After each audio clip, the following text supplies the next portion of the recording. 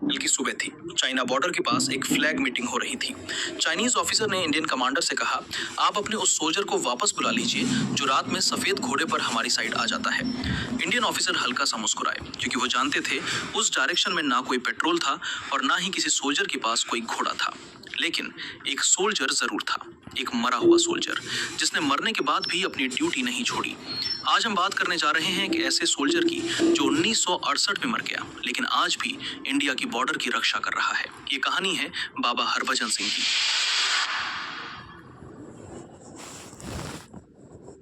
इस कहानी की शुरुआत होती है पार्टीशन से पहले के पंजाब से। 1941 में हरभजन सिंह का जन्म पाकिस्तान वाले पंजाब के कपूरथला जिले में हुआ था। लेकिन आजादी के बाद जब देश बटा तो उनका परिवार सब कुछ छोड़कर भारत वाले पंजाब में आ बसा। उनका परिवार किसानी करता था। हरभजन दिन भर खेती में अपने पिता का हाथ बटाते और शाम को आसमान की तरफ देखते जहां से कभी कभी फाइटर जेट्स गुजरते थे। उसी फाइटर जेट्स की गूंज में उन्होंने अपना सपना बुना, एक दिन वर्दी पहनकर सीमा की रक्षा करने का। कड़ी मेहनत के बाद 1965 में वो इंडियन आर्मी में भर्ती हो गए और 23 पंजाब रेजिमेंट का हिस्सा बन गए। उनकी पहली पोस्टिंग हुई सिक्किम की बर्फीली पहाड़ियों में जहां भारत और चाइना की सरहद सिर्फ कुछ कदम दूर थी। यहाँ दिन भी अंधेरा लगता था क्योंकि ठंड और बादलों से घिरा ये इलाका सूरज की रोशनी से ज्यादातर छुपा रहता था। ऊपर से ऑक्सीजन की कमी, सांस लेना मुश्किल और हर कदम पर खतरा था। लेकिन हरभजन अपनी चैलेंजिंग ड्यूटी से कभी पीछे नहीं हटे। वो हमेशा सबसे पहले उठते, साथियों की मदद करते और हर काम बिना शिकायत के पूरा करते। उनकी ईमानदारी और ड्यूटी के प्रति समर्पण देखकर साथियों ने उन्हें प्यार से बाबा कहना शुरू कर दिया, एक ऐसा नाम जो आगे चलकर उनके साथ हमेशा के लिए जुड़ गया। 1968 अक्टूबर का महीना था। नाथुला पास पर लगातार बारिश हो रही थी। रास्ते कीचड़ और बर्फ से ढक चुके थे। तापमान शून्य से नीचे चला गया था। इन्हीं हालातों में हरभजन को एक जिम्मेदारी सौंपी गई, खच्चरों पर भोजन और गोला बारूद लादकर ऊपर की पोस्ट तक पहुंचाना था। सुबह उन्होंने अपनी वर्दी पहनी, जूते बांधे, झंडे की तरफ देखा और यात्रा शुरू की। आसमान काला हो रहा था, हवा तेज चल रही थी और बादल नीचे उतर आए थे। फिर भी वो रुके नहीं क्योंकि सीमा पर कोई काम कल के लिए नहीं छोड़ा जाता है। रास्ता बेहद संकरा था। एक तरफ पहाड़ की ऊंची दीवार, दूसरी तरफ गहरी खाई और उसके नीचे तेज बहती नदी जिसका पानी इतना ठंडा था कि उसमें गिरने का मतलब सीधी मौत थी। हर कदम के साथ बर्फ चरमराती थी। खच्चर घबराए हुए थे। हरभजन उन्हें शांत करते हुए आगे बढ़ते रहे। तभी अचानक ऊपर से एक पत्थर गिरा। तेज आवाज हुई। खच्चर बुरी तरह घबरा गए और भागने लगे। हरभजन ने उन्हें संभालने की कोशिश की लेकिन उसी पल उनका पैर फिसल गया और अगले ही क्षण वो चट्टान से फिसलते हुए सीधे नदी की गहराई में गिर गए। कुछ ही सेकंड में सब खामोश हो गया। ऊपर बस बर्फ गिर रही थी और नीचे पानी का शोर धीरे धीरे खत्म हो गया। तेज बहाव में हरभजन का शरीर करीब 2 किलोमीटर तक बहता चला गया। जब शाम तक हरभजन अपनी पोस्ट पर नहीं लौटे तो बाकी सैनिकों को एहसास हुआ कि कुछ गलत हो चुका है। तुरंत एक सर्च टीम भेजी गई लेकिन पहाड़ों की बर्फ से हर रास्ता ढक चुका था। एक दिन बीता, 2 दिन बीते, 3 दिन बीत गए पर ना कोई निशान मिला, ना कोई आवाज। आखिरकार मिसिंग इन एक्शन लिखकर फाइल बंद कर दी गई। कैंप में खामोशी छा गई। जवानों की आंखों में एक ही सवाल था, इतना ईमानदार जवान आखिर गया कहाँ? फिर 5वें दिन कुछ ऐसा हुआ जिसे सुनकर आज भी रोंगटे खड़े हो जाते हैं। रात के अंधेरे में जब कैंप में सब सो रहे थे, हरभजन के करीबी दोस्त को सपने में खुद हरभजन दिखाई दिए। वो बिल्कुल साफ दिख रहे थे, वर्दी पहने हुए, चेहरे पर शांति थी। उन्होंने अपने दोस्त से कहा, मुझे ढूंढना बंद मत करो, मेरा शरीर अभी भी वहीं है, नदी में एक बड़े से पत्थर के नीचे फंसा है। और फिर उन्होंने वो एग्जैक्ट लोकेशन बताई जहां उनका शरीर था। जैसे ही उनके दोस्त की नींद खुली वो पसीने से तरबतर हो गया।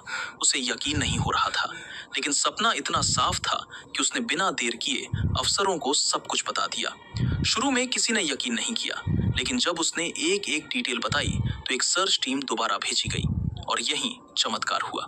जिस जगह का जिक्र सपने में किया गया था वहां कुछ घंटों की तलाश के बाद हरभजन का शरीर मिल गया, बिल्कुल उसी पत्थर के नीचे, बिल्कुल उसी गहराई पर। वर्दी अब भी साफ थी, हथियार कमर पर था और चेहरे पर वही शांति जैसे वो बस सो रहे हों। ये देखकर सभी सैनिक सन्न रह गए। किसी की समझ में नहीं आ रहा था कि ये कैसे संभव हो सकता है। हरभजन का अंतिम संस्कार पूरे सैन्य सम्मान के साथ हुआ। उन्हें तिरंगे में लपेटा गया, सलामी दी गई और उन्हें वहीं नाथुला पास के पास दफनाया गया। सबने सोचा अब ये कहानी यहीं खत्म हो गई, लेकिन असल में यहीं से असली कहानी की शुरुआत हुई, क्योंकि उनकी शहादत के बाद नाथुला पास की पहाड़ियों में कुछ अजीब और डरावनी घटनाएं होने लगीं। रात में बंकरों के बाहर से आती धीमी सी खड़खड़ाहट, बर्फ पर किसी के कदमों के निशान और सर्च लाइट की रोशनी में दिखती एक परछाई। ये सब किसी एक जवान ने नहीं बल्कि पूरे कैंप ने महसूस किया था। शुरू में लोगों ने सोचा शायद ये ऊंचाई का असर है, क्योंकि ऑक्सीजन की कमी से दिमाग कभी कभी भ्रमित हो जाता है, लेकिन ये भ्रम नहीं था, ये हकीकत थी। एक रात एक जवान ड्यूटी पर तैनात था। घड़ी में रात के ठीक 2 बज रहे थे। ठंड इतनी थी कि हड्डियां जम रही थीं। वो जवान थक कर थोड़ा बैठ गया और उसकी आंखें झपकने लगीं। तभी अचानक किसी ने उसके कंधे पर हाथ रखा और उसे जोर से झकझोरते हुए कहा, उठो, तुम ड्यूटी पर हो। वो जवान घबरा कर उठा, चारों तरफ देखा, पर वहां कोई नहीं था। बस बर्फ पर ताजे जूतों के निशान थे, जो उसकी तरफ आए थे और फिर अचानक गायब हो गए। इसी तरह की घटनाएं बार बार होने लगीं। किसी को रात में अपने कमरे के दरवाजे पर दस्तक सुनाई देती, लेकिन बाहर कोई नहीं होता। किसी को लगता कि कोई उसके पीछे चल रहा है, लेकिन मुड़कर देखने पर सिर्फ हवा होती। फरवरी की एक रात जब पूरा इलाका भयानक बर्फीले तूफान में दबा हुआ था, तब पास की चौकी से एक अजीब रिपोर्ट आई। 2 सिपाहियों ने बताया कि उन्होंने घाटी के उस पार एक पहाड़ी पर एक चमकती हुई आकृति देखी। वो आकृति इंसान जैसी थी, सर पर हेलमेट, पीठ पर राइफल और हाथ में फ्लैशलाइट जैसी कोई चीज। जब उन्होंने सर्च लाइट डाली तो वो आकृति पल भर में गायब हो गई, लेकिन उसके बाद वायरलेस पर किसी की आवाज 3 बार सुनाई दी, सावधान रहो, सावधान रहो, सावधान रहो। ये आवाज किसकी थी? किसी के पास इसका जवाब नहीं था। कुछ हफ्तों बाद बर्फ पिघलने लगी। जवानों ने नीचे के इलाकों में पेट्रोलिंग शुरू की। इसी दौरान एक जगह उन्हें एक पुराना जंग लगा हुआ हेलमेट मिला, मिट्टी से भरा हुआ। सैनिकों ने मजाक में कहा, ये तो बाबा हरभजन का है। जब इस हेलमेट को एक छोटी सी जगह पर रखा गया तो आसपास के मौसम में अचानक बदलाव आ गया। बादलों के बीच से तेज धूप निकल आई, हवा एकदम थम गई और तापमान थोड़ा बढ़ गया। ये महज संयोग नहीं हो सकता था। एक और चौंकाने वाली घटना है जो आर्मी के बीच काफी मशहूर है। कहते हैं कि एक बार चीनी सीमा पर तैनात सोल्जर्स ने रिपोर्ट दी कि रात में उनके इलाके के पास एक भारतीय सिपाही दिखा जो सफेद घोड़े पर सवार था। उन्होंने कहा कि वो कुछ देर तक हमें देखता रहा और फिर धुंध में गायब हो गया। अगले दिन दोनों देशों की फ्लैग मीटिंग हुई। चाइनीज अधिकारियों ने इंडियन कमांडर से पूछा, आपके घोड़े वाले सिपाही को कह दीजिए कि वो हमारी सीमा में ना आए। इंडियन ऑफिसर बस चुप रहे, क्योंकि वो जानते थे कि उस दिशा में कोई भी पेट्रोल थी ही नहीं और ना ही किसी सोल्जर के पास कोई घोड़ा था। माना जाता है कि जब भी सीमा पर कोई बड़ा संकट आने वाला होता है तो 3 दिन पहले ही वहां के सैनिकों को कुछ संकेत मिलने लगते हैं। मौसम अचानक बदल जाता है या किसी को अपने पीछे किसी की उपस्थिति का एहसास होता है। इस घटना के बाद जवानों ने फैसला किया कि उसी जगह पर बाबा हरभजन के लिए एक छोटी सी जगह बनाई जाए। उन्होंने वो जगह साफ की, हेलमेट को सम्मान के साथ रखा और हर शाम वहां दीपक जलाया जाने लगा। धीरे धीरे ये दीपक कैंप की परंपरा बन गया और वो जगह बाबा हरभजन मंदिर के नाम से मशहूर हो गई। समय के साथ साथ बाबा हरभजन के प्रति ये विश्वास और भी गहरा होता गया। इंडियन आर्मी ने इस रहस्यमय उपस्थिति को खारिज करने के बजाय उसे पूरा सम्मान दिया और यहीं से शुरू हुई वो परंपरा जो आज भी जारी है। हरभजन सिंह का नाम सेना की रिकॉर्ड बुक में हमेशा दर्ज रहा। उन्हें मरणोपरांत ऑनररी कैप्टन की रैंक दी गई, यानी उनकी मौत के बाद भी उन्हें प्रमोशन मिला। उनका कमरा आज भी ऐसे संभाला जाता है जैसे वो किसी भी दिन छुट्टी से लौटने वाले हों। हर सुबह उनके लिए वर्दी प्रेस की जाती है, बूट चमकाए जाते हैं, बिस्तर ठीक से सजाया जाता है और उनके लिए पानी रखा जाता है। लेकिन अजीब बात यह है, जब भी सुबह पहरा बदला जाता है उनके बिस्तर पर हल्की सी सिलवटें होती हैं, बूटों पर मिट्टी लगी होती है और पानी की बोतल खाली मिलती है, जैसे रात में कोई आया हो, ड्यूटी पर गया हो और लौटकर सो गया हो।